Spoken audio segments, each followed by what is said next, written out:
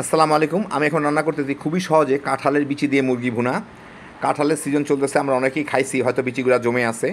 এটা দিয়ে যে কোনো মাংস রান্না করে খাইতে কিন্তু দারুণ মজা লাগে। তা আপনাদের আমি দেখাচ্ছি অর্ধেকটা মুরগি কী করে খুব সহজে কাঁঠালের বিচি দিয়ে ভুনা করে নিতে পারেন। তো আসেন দেখি শুরু করা যাক।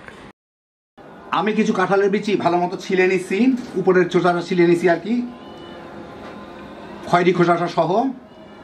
আর অর্ধেকটা মুরগি, এখানে আধা কেজি আছে, ছোট করে কেটে নিয়েছি, মানে নর্মাল সাইজে আমরা যেরকম কাটি আমি তার থেকে একটু ছোট করে কাটছি, যেহেতু অর্ধেকটা মুরগি। এখানে আমি কিছু তেল গরম করে এর মধ্যে প্রায় 3/4 কাপ, 1 কাপের মতো পেঁয়াজ কুচি দিয়ে একটু ভেজে নিব। এটাকে পেঁয়াজ কুচিটা একটু হালকা বাদামি রং ধরা পর্যন্ত, জাস্ট সাইডগুলো একটু বাদামি রং ধরবে এই পর্যন্ত একটু ভাজবো। পেঁয়াজগুলা একটু হালকা বাদামি হলেই এর মধ্যে গরম মশলা দিয়ে দিচ্ছি। এখানে দিচ্ছি 6-7টা গোলমরিচ, 2টা এলাচি আমি একটু ভেঙে রাখছি, 2টা লবঙ্গ আর 3-4 টুকরা দারচিনি, সাথে 2টা তেজপাতা একটু ফেটে রাখছি। এইগুলা দিয়ে সাথে একটু ভেজে নিব। এখন চুলার জালটা আমি মিডিয়াম আর লোর মাঝামাঝি করে দিলাম। এই মিনিট খানেক ভাজলেই হবে, গরম মশলার ফ্লেভারটা ছেড়ে দেওয়া পর্যন্ত। এই প্রায় 40-50 সেকেন্ড ভেজে এর মধ্যে আমি দিয়ে দিচ্ছি, এখানে আমি এর আগে একটু পানি দিয়ে এর মধ্যে, নিলে পুড়ে যাবে ইয়েটা, এই পেঁয়াজগুলা। এর মধ্যে আমি মশলা দিচ্ছি হচ্ছে এখানে 1 চা চামচ হলুদের গুঁড়া, আধা চা চামচ ধনিয়ার গুঁড়া, 1 চা চামচ জিরার গুঁড়া আর স্বাদ মতো মরিচ। মরিচটাও আমি দিচ্ছি প্রায় 1 চা চামচের একটু বেশি।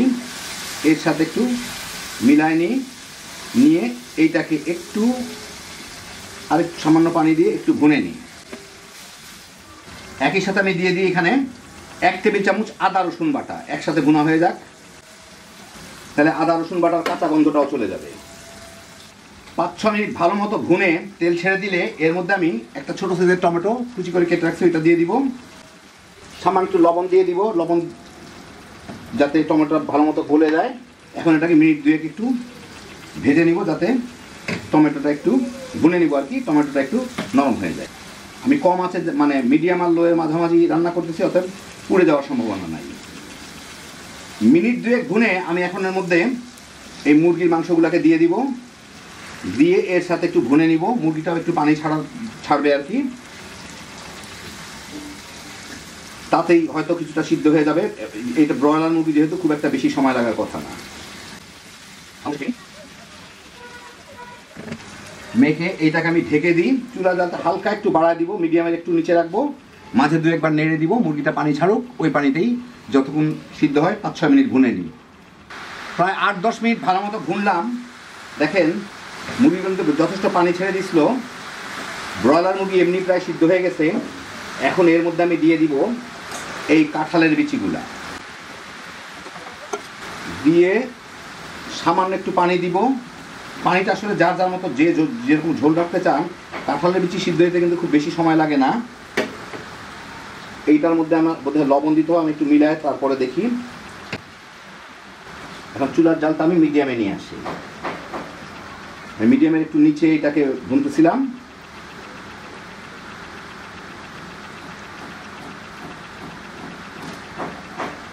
সামান্য একটু লবণ লাগবে, আর একটু পানিও লাগবে। বাস, এখন এটাকে মিলাই আমি ঢেকে জাল দিব যতক্ষণ না কাঁঠালের বিচা সিদ্ধ হয়ে যায়। কম আছেই, মুরগিটার মধ্যে প্রায় মোটামুটি সিদ্ধই হয়ে গেছে আর কি, 2-4 বার তো নেড়ে দিতেই হবে। মিনিট 10-এর মতো জাল দিলাম, বিচিগুলা সিদ্ধ হয়ে গেছে। এখন আমি এর মধ্যে ঝোলটা আমি আর কমাবো না, কারণ বিচি কিন্তু পরের দিকে আরও ঝোল টেনে নিবে। এর মধ্যে আধা চামচের মতো গরম মশলার গুঁড়া দিব, 2টা কাঁচামরিচ দিয়ে দিই। এর সাথে ভালো মতো একটু মেখে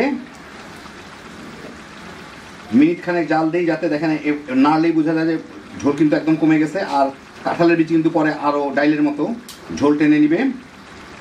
এই মিনিট খানেক জাল দিয়ে আমি চুলাটা বন্ধ করে দিব।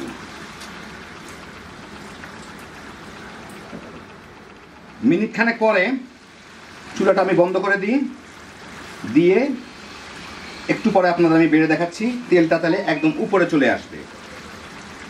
এখন দেখা যাচ্ছে না কিছুই, তখন কিন্তু সব তেল উপরে চলে আসবে। ঢেকে রেখে দিই।